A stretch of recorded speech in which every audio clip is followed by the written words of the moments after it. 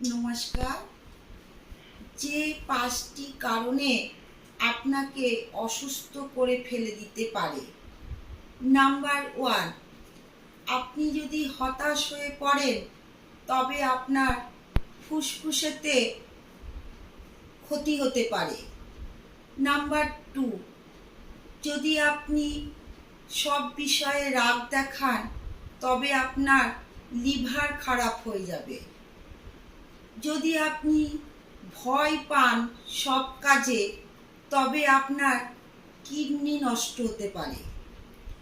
যদি আপনি দুশ্চিন্তা করেন তবে আপনার পাকস্থলীতে ক্ষতি হতে পারে। যদি আপনি মানসিক